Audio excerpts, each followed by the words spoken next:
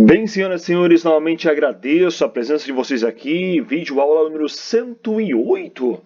Bem, informo vocês que nessa videoaula vamos falar um pouco da mecânica no esporte, algumas aplicações então específicas. Lembrando, se tiverem algum comentário para fazer, deixe aqui embaixo. Posteriormente, todo o material, todo o artigo será postado, todos esses slides serão postados mesmo aqui embaixo, aqui na descrição mesmo do vídeo. Organizem seus materiais, se precisar fazer alguma pergunta, façam mesmo aqui nos seus comentários e aperte os cintos e bem-vindos a essa grande magia do conhecimento. Falamos então hoje sobre a mecânica no esporte, algumas aplicações então específicas então.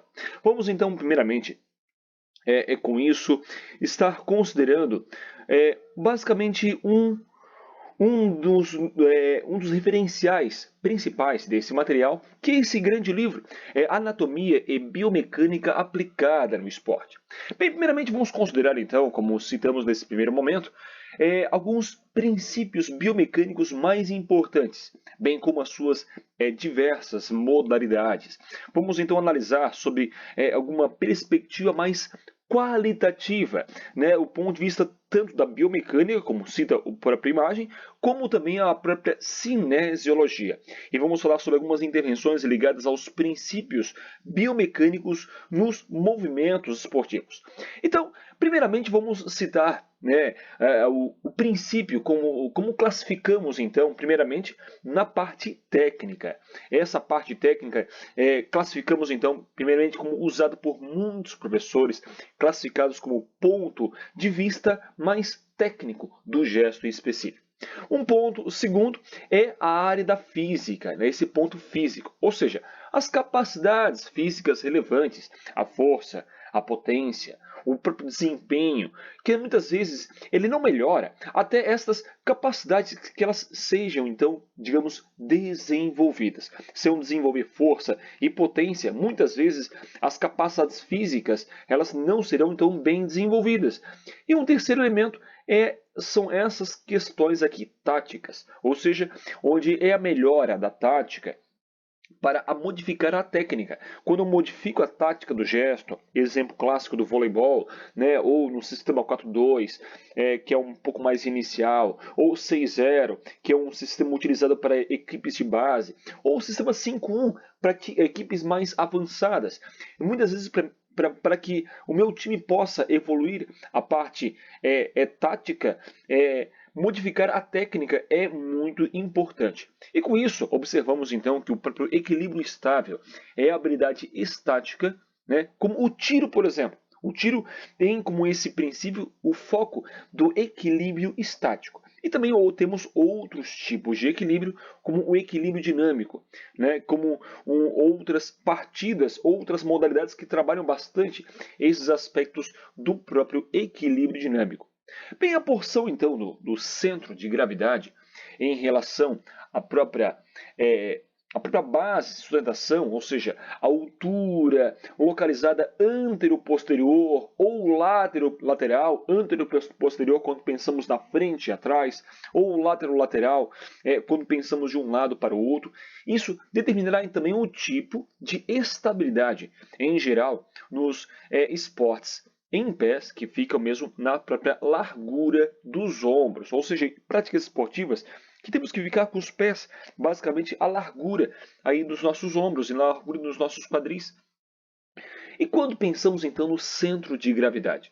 Bem, basicamente o peso do corpo ele é igual ao produto da massa pela aceleração da gravidade. É o ponto onde a soma dos momentos, ou seja, o torque, ele se iguala a zero. Então, quando pensamos em centro de gravidade, pensamos também na própria ginástica em si, né?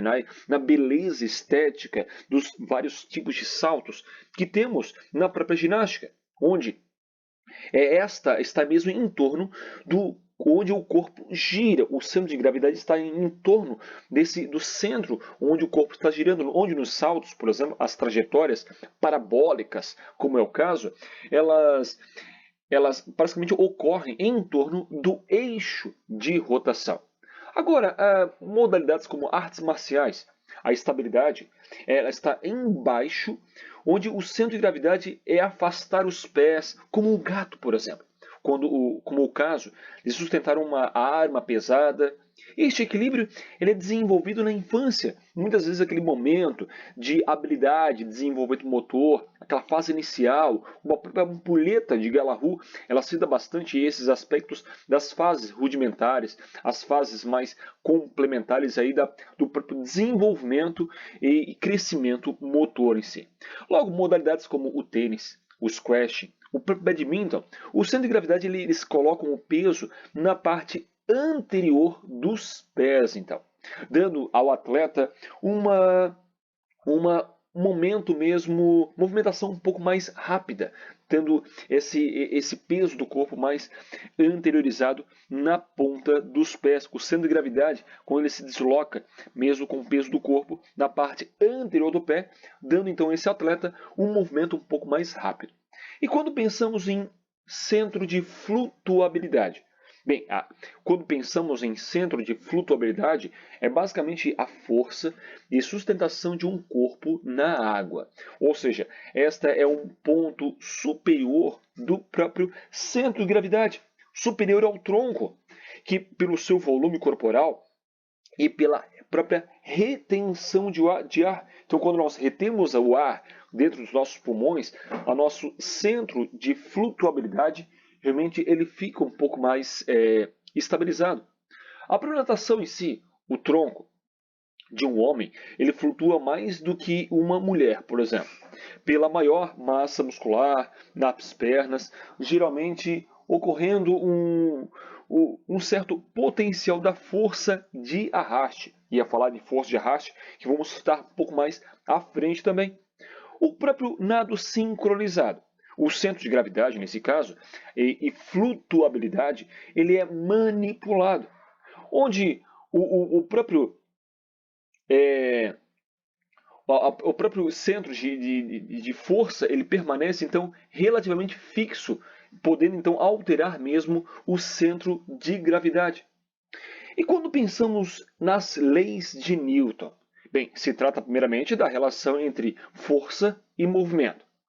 Pensamos que em leis de Newton temos inicialmente a própria primeira lei de Newton, né? Que é a lei da inércia, onde um corpo, com isso, ele prossegue em um estado de repouso até que outra força atue sobre ele. Então, o movimento, então, ele se dá, nesse caso, por uma força interna. Como exemplo disso, temos os próprios músculos, né? Ou mesmo uma força externa, a colisão de uma bola com um taco, ou o movimento criado pela própria gravidade. O caso da corrida, como o temos aqui, ao sair mesmo do pedal, ao estar realmente nesse momento da corrida inicial, em uma partida de corrida onde o atleta ele está esperando mesmo no bloco, existe esta estabilidade então momentânea. O pro golfe ele empaca e mesmo ocorre mesmo por uma força externa com isso, onde a própria velocidade aplicada ao disco ela não sofre uma certa redução. Diferentemente da grama, no caso do golfe, onde o atrito ele não é intenso, melhor dizendo. Isso é então quando pensamos na primeira lei de Newton, a lei da inércia. E quando pensamos então numa segunda lei de Newton, que é a lei da aceleração. Bem, primeiramente, conceituando a aceleração, onde uma mudança de movimento ela é proporcional à força aplicada e ocorre na linha da ação dessa força. Ou seja, ela é ampla aplicação mesmo dessa segunda lei de Newton no próprio esporte, principalmente quando se tratamos de desempenho esportivo. E um conceito de força aí podemos dizer que é massa multiplicada pela aceleração. E mais sobre esse conceito de força, vamos estar falando bastante hoje no decorrer de nossa aula. E a própria dissipação desta força? Bem, força é igual a mudança no momento dividido pelo tempo, onde esse momento é igual a massa multiplicada pela própria velocidade. E quando pensamos no beisebol, Bem, primeiramente, o beisebol, com a massa de um taco constante, a própria aceleração do taco, ela está então, digamos, relacionada à força aplicada a esse taco. Logo, em saltos, a dissipação da força em um salto ele deve se levar em o maior tempo possível. Aumento do tempo de retardo do momento, diminuindo as próprias lesões. Ou seja, quando eu aumento o tempo de retardo do momento da força, eu tenho como uma prévia de evitar a lesão, preparar o meu segmento, no caso o membro inferior, ao impacto em si. Ou seja, em um piso de concreto, né, o momento ele é interrompido com muita rapidez. E isso aumenta as chances, nesse caso, de uma lesão. Logo, na ginástica mesmo, ou mesmo no próprio judô, colchões amortecedores para absorver forças de impacto, né? A ginástica ela faz contato ativo com o próprio solo depois da própria aterrissagem, para aumentar mesmo a área da própria superfície e reduzir as forças de pico de impacto. E, e quando pensamos no próprio judô, por exemplo, os judocas têm igual habilidade nas suas aterrissagens. Então isso quando pensamos então nessa segunda lei de Newton, né, na lei da aceleração.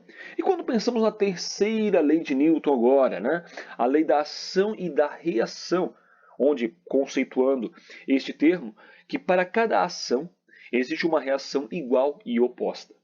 E existe uma relevância em todas as ações esportivas, como arremessos, como lançamentos, como as tacadas. Esta reação ela deve ser então contrabalançada, ou seja, por via de atrito do solo, como por exemplo. Bem, o tênis. Existe um impulso da perna que faz uma força igual e oposta. Mesmo onde o corpo deixa o piso, existe uma maior altura, uma maior vantagem para o saque. Onde um tenista destro ele aplica força em um forehand, por exemplo, com uma perna direita. Isso então quando pensamos no próprio tênis. E quando pensamos no softball, a força do taco no softball ele é igual e oposta. A energia ela é perdida, nesse caso, durante mesmo a própria colisão, pela predominância da massa e o momento de inércia. A bola ela parte da colisão com grande velocidade. E com isso, e com o mesmo resultado da colisão com a bola e mesmo o giro propriamente rotacional do taco, de certa forma, irá diminuir. O karatê, o próprio taekwondo, eles enfatizam bastante esse contramovimento do membro que não está golpeando para, de certa forma, aumentar a chance do soco, servindo para, de certa forma, estabilizar o corpo, onde a própria tendência é girar o membro na direção oposta. E quando pensamos em ligação dos movimentos lineares e angulares? Bem, temos que compreender que existem basicamente dois tipos de movimento. E quando pensamos em distância escalar e principalmente deslocamento quando pensamos em vetorial. Usando com isso, muitas vezes, alternadamente, ou escalar ou vetorial, onde, exemplo, em uma volta em uma pista de 400 metros, o deslocamento é igual a zero. Temos um valor médio, nesse caso, para cada distância, ou seja, 100 metros percorridos em 10 segundos, igual a 10 metros por segundo ao quadrado. E dessa forma temos a própria distância dividido pelo tempo como duas variáveis que se equivalem. E esta é a taxa, basicamente, quando pensamos em 10 segundos, é a taxa de mudança na distância percorrida. E quando pensamos em distância angular? Bem, primeiramente, ela é medida em radianos, ou mesmo em graus. Quando temos velocidade angular, pensamos então em metros por segundo, que é a medida em radianos ou mesmo graus. E para ligar movimento linear e angular? Bem, primeiramente multiplica-se o comprimento da alavanca pela velocidade angular do segmento. Ou seja, quando pensamos em velocidade angular do segmento, pensamos nesta imagem aqui, ó. Ou seja, aqui no caso, o braço. Exemplo, no caso, o boliche. Adiciona-se a velocidade horizontal do ombro, ou seja, o V ombro, a velocidade horizontal do ombro, e com o comprimento do braço, ou seja, o L braço, multiplicando-se pela própria velocidade de rotação do braço, ou seja, quando pensamos nesse símbolo aqui com o braço. E para calcular mesmo a velocidade da bola no próprio momento de lançamento. Com isso temos ao próprio esse V bola igual ao V ombro mais L braço mais a velocidade rotacional do próprio braço em si. E para calcular a velocidade mesmo da bola no momento de lançamento, tudo isso. E aí temos essa imagem aqui da própria fórmula em si. Neste caso, o movimento angular ele deve ser medido então em radianos. Pensamos que para dividir essa fórmula em radianos, dividindo a distância de rotação por 57,3. Então essa é a medida a qual deve ser dividida a distância de rotação. Como por exemplo o remo.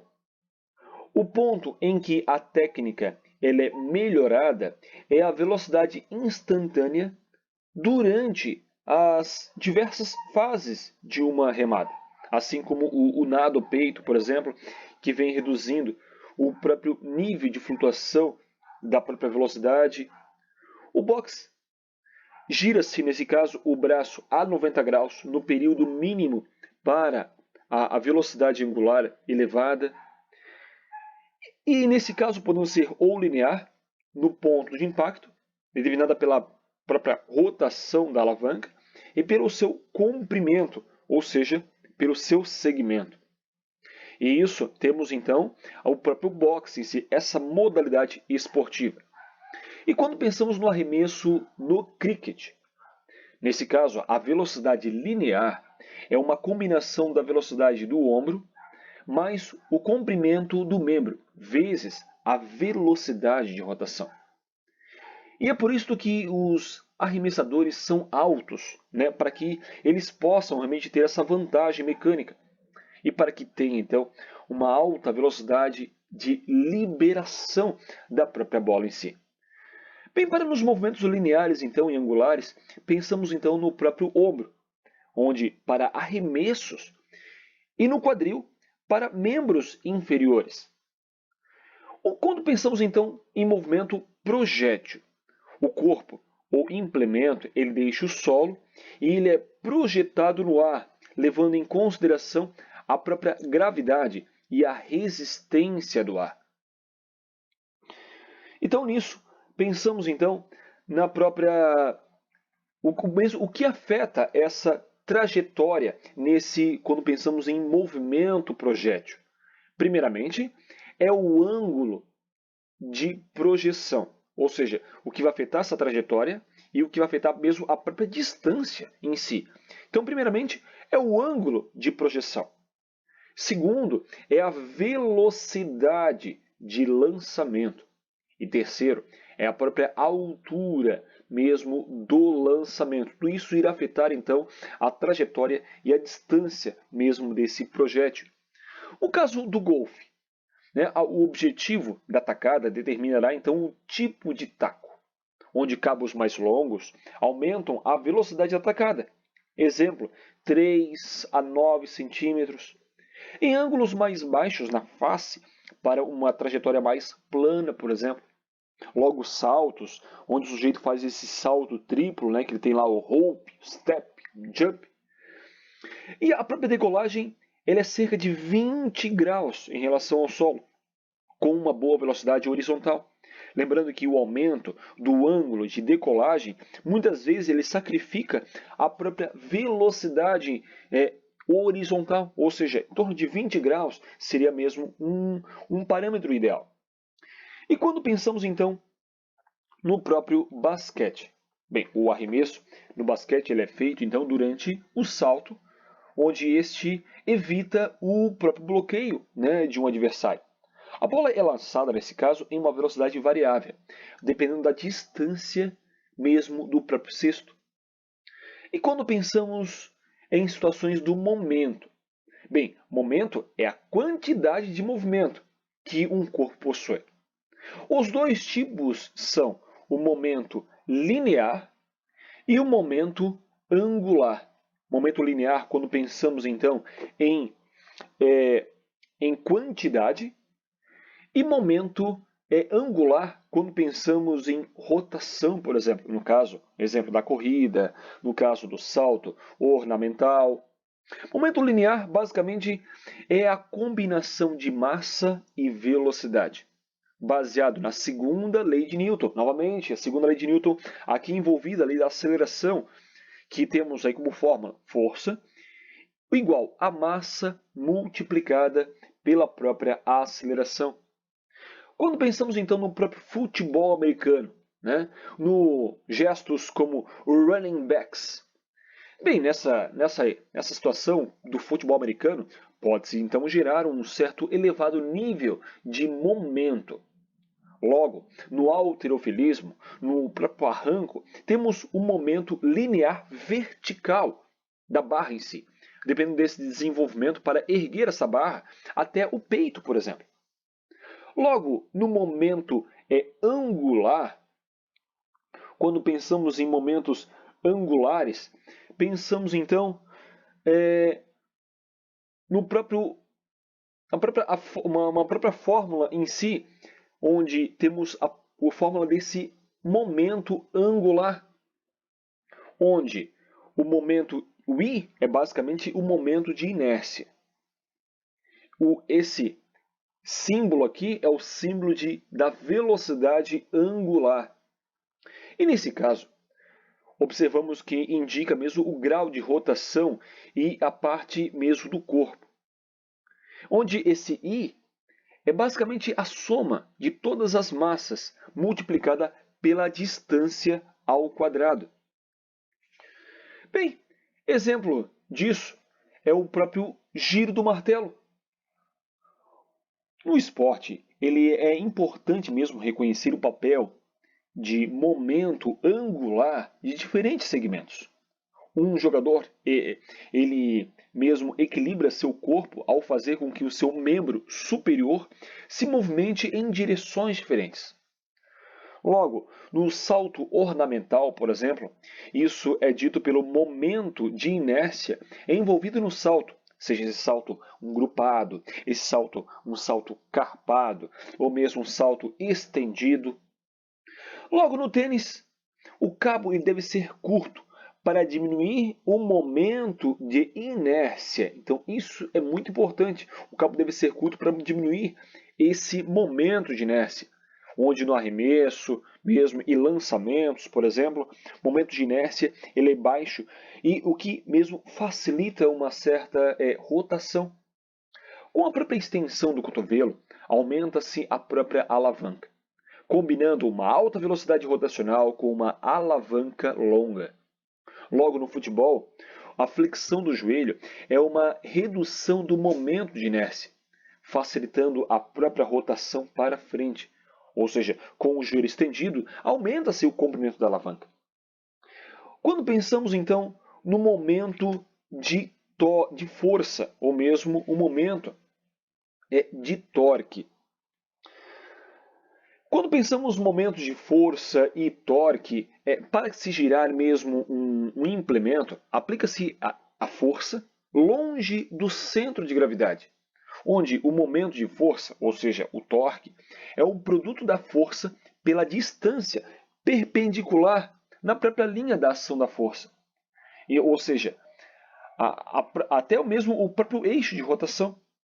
E isto se modifica com a força muscular. Ou seja, uma aplicação mesmo em um objeto, essa força muscular aplicada mesmo em um objeto, como o próprio remo. Quando pensamos então no ciclismo, né, pensamos nessa imagem aqui do ciclismo, o torque, no caso, sobre o pedal ele será maior quando o pedal estiver no meio do caminho. E ou seja, entre a parte superior e inferior do ponto morto. E com isso, a força ela é aplicada em um ângulo reto. Isso quando pensamos então no próprio ciclismo em si. E quando pensamos no halterofilismo, a barra deve ser mantida perto do corpo para diminuir essa distância perpendicular do peso. E o exemplo clássico disso é a própria rosca direta, né, quando nós aproximamos o halteres do cotovelo. Quando pensamos numa prática como o remo, a força ela é aplicada ao punho do remo, onde o sistema gira em torno da lâmina. E quando falamos então de energia?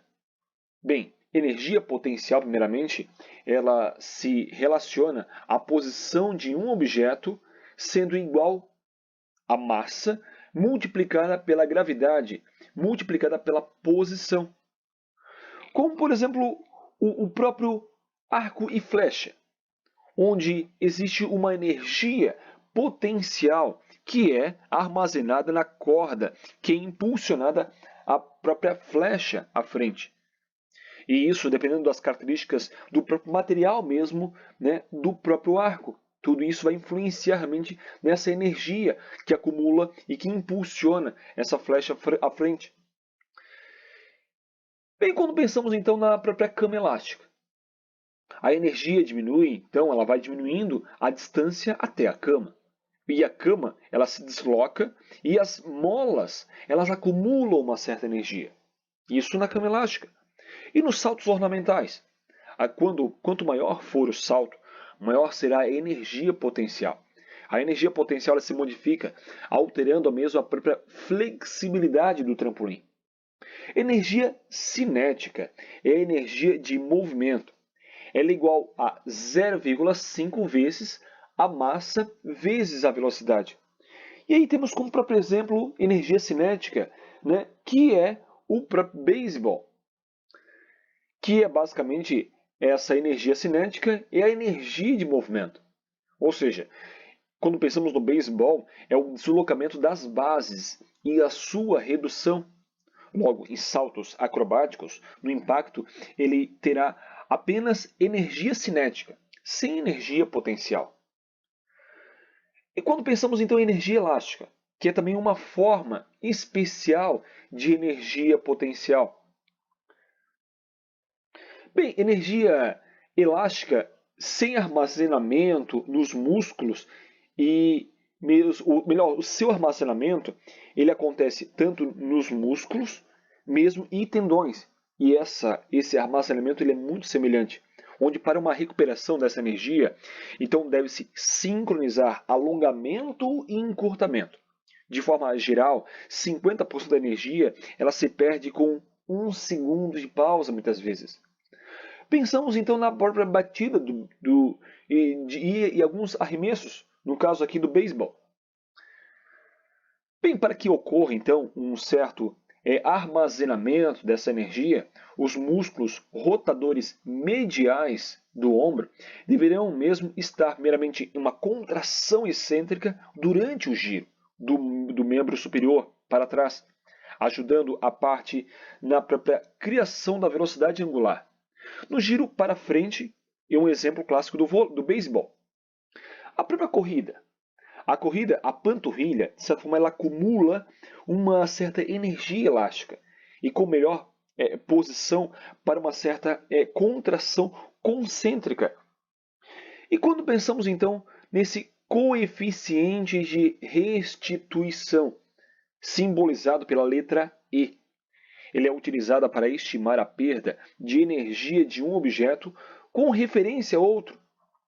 Quando pensamos em numerais adimensionais, como por exemplo o numeral adimensional de 1.0, como exemplo disso, quando temos um numeral adimensional de 1.0, a bola é de borracha. Existe esse componente de restituição com muita elasticidade.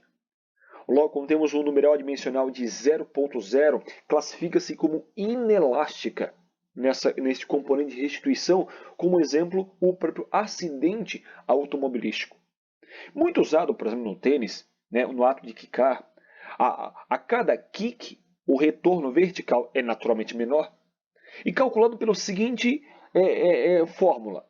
Quando pensamos nessa fórmula aqui, ó, V acima igual V abaixo multiplicado pelo componente de restituição simbolizado pelo E, onde V acima é a velocidade depois do kick, o V abaixo é a velocidade antes do impacto e o E, como citamos, é o componente então de restituição.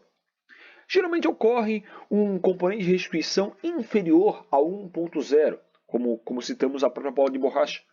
A mesma interação é entre o próprio taco e a própria bola. E quando pensamos então no próprio beisebol, as propriedades dos tacos elas influenciam a velocidade do rebote. O alumínio ele tem maior coeficiente de restituição em relação à própria madeira. Logo no futebol americano, a bola seca, ou mesmo bolas molhadas, elas influenciam nesse componente de restituição, bem como bolas infladas, bolas murchas, bolas quentes, bolas mais frias, tudo isso irá influenciar mesmo nesse próprio desempenho. O tênis, né, mesmo nessa modalidade esportiva como o tênis, as bolas de tênis são substituídas em intervalos regulares, pela própria alteração que ocorre na bola. Quando pensamos então em coordenação e mesmo sequenciamento de movimentos, bem, quando pensamos nisso, é o que capacita mesmo o atleta a coordenar então várias partes do seu corpo.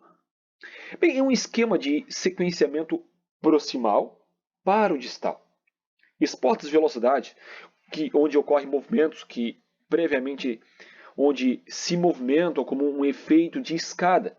Ou seja, o punho é o ponto final do segmento do antebraço.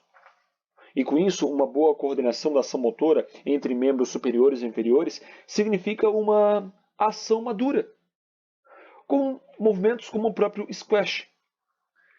Ou bem, o squash, pensando em uma análise cinesiológica, né, em toda a ação do squash, o próprio taekwondo existe um certo sequenciamento de ações corporais, começando com um forte pivô dos quadris, ocorrendo uma projeção do corpo para atingir o próprio alvo.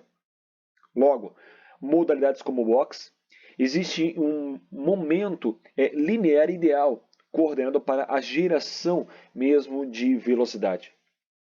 Logo, modalidades como o netball, os segmentos corporais se movimentam como uma unidade, onde na busca de precisão, onde uma abordagem baseada na própria velocidade, ela resulta em uma perda de precisão.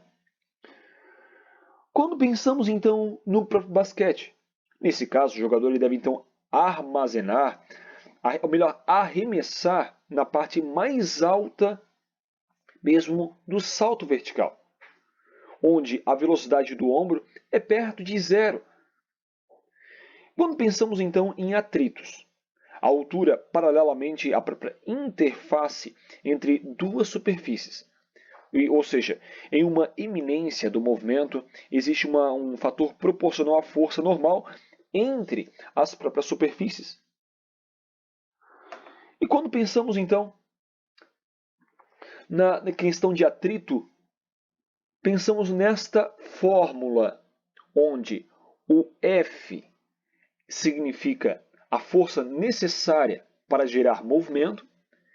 Esse símbolo aqui é o coeficiente de atrito, sendo ele estático ou mesmo sem movimento. E, naturalmente, o N significa a força perpendicular à superfície.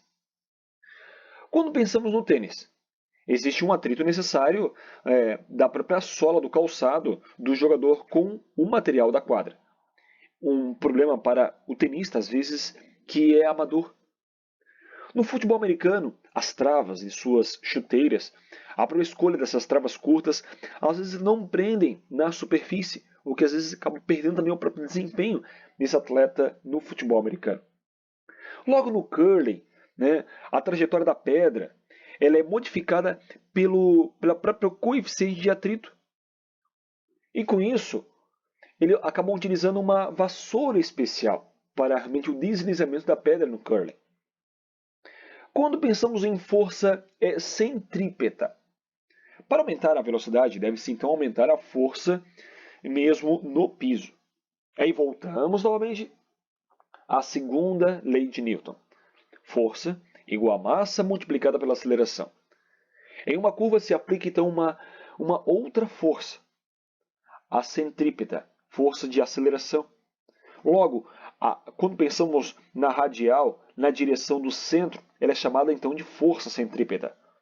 E esta magnitude ela é dita por esta fórmula aqui então, onde esse F inicial é a força centrípeta, que é igual e oposta à força centrífuga.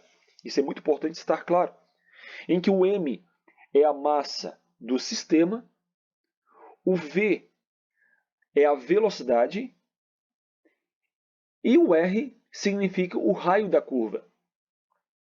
Quando pensamos então no próprio ciclismo e no próprio automobilismo, a inclinação da pista ela permite que o atleta permaneça mais ereto. Na corrida, o atleta se inclina na curva para gerar uma força centrípeta. E com automóveis são atingidos maiores velocidades se a pista estiver inclinada. Quando pensamos em modalidades como o lançamento de martelo, bem, o atleta ele se inclina para trás para que o martelo adquira uma certa velocidade maior. Um grande ângulo de inclinação para uma maior velocidade também rotacional. Onde muitas ações esportivas elas são afetadas também pelo próprio fluido na qual a própria ação é executada, sendo afetada também pela própria densidade e a própria viscosidade desta situação. Conceituamos então densidade, que é a massa pela unidade de volume. Ou seja, temos fluidos mais densos que exercem maior efeito no desempenho em si. Exemplo disso, um ar normal e um ar mais úmido. Quando pensamos em viscosidade, é a resistência do fluido ao fluxo. Exemplo, o ar e a água. A força que se opõe ao movimento em um fluido, por exemplo, ela é chamada então de arraste.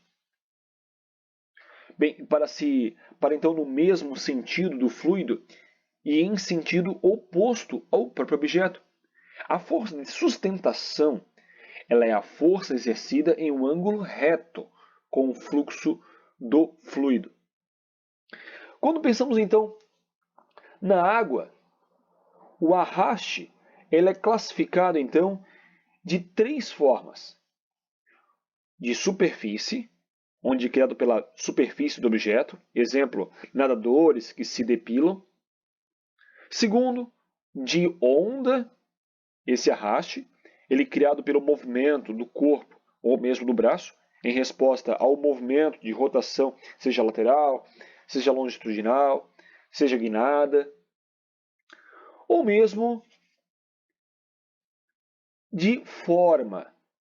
Bem, de forma ela é relacionada à área de superfície frontal do objeto que se move na água.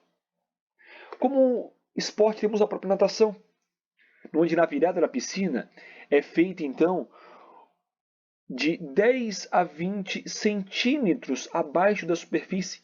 E esta é uma posição aerodinâmica mais ideal para reduzir esse arraste.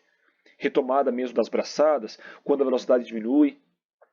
Quando pensamos no caiaquismo e no próprio canoísmo, são utilizadas então técnicas apropriadas de rotação, tanto laterais quanto longitudinais e mesmo guinadas, como citamos anteriormente, diminuindo o próprio arraste com isso. E com isso otimizando também as forças de sustentação e de mesmo propulsão. Quando pensamos então no ar, o ar também ele afeta o próprio arraste de pressão, mudando com isso a própria velocidade do atleta. O arraste ele aumenta por um fator ao quadrado. Ou seja, se um atleta ele dobrar a velocidade, o nível de arraste ele quadruplicará. A velocidade do movimento, ela influencia então uma certa camada limítrofe do ar em relação ao próprio objeto. Exemplo disso é um corredor. Quando pensamos no ciclismo, há uma conservação de 30% de energia ao avançar mesmo em linha. E esta prática, então, ela foi de certa forma banida, onde temos hoje capacetes desenvolvidos em túneis de vento para reduzir esse arraste. Quando pensamos então em corridas, velocistas eles usam roupas modeladas, onde até a cabeça pode estar mesmo modelada para evitar essa força de arraste. No lançamento de disco no atletismo, é lançado então em um ângulo específico para otimizar a força de sustentação. Com isso, posiciona-se o disco com o fluxo de ar para frente, ou seja, tendo um ângulo igual a zero. Bem, vamos então a um breve resumo sobre, para finalizar realmente essa grande obra, o desempenho esportivo então e a própria mecânica estão então intimamente ligados. E com isso, a proposta principal é se oferecer melhores oportunidades para concretizar mesmo esse potencial.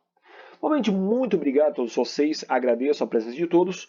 Novamente, se inscrevam realmente aqui no canal, deixe o seu sininho aqui embaixo, tudo isso fortalece os nossos materiais. Se inscreva também no meu Instagram, Felipe Brito ITJ, e também no Facebook, também Felipe Brito.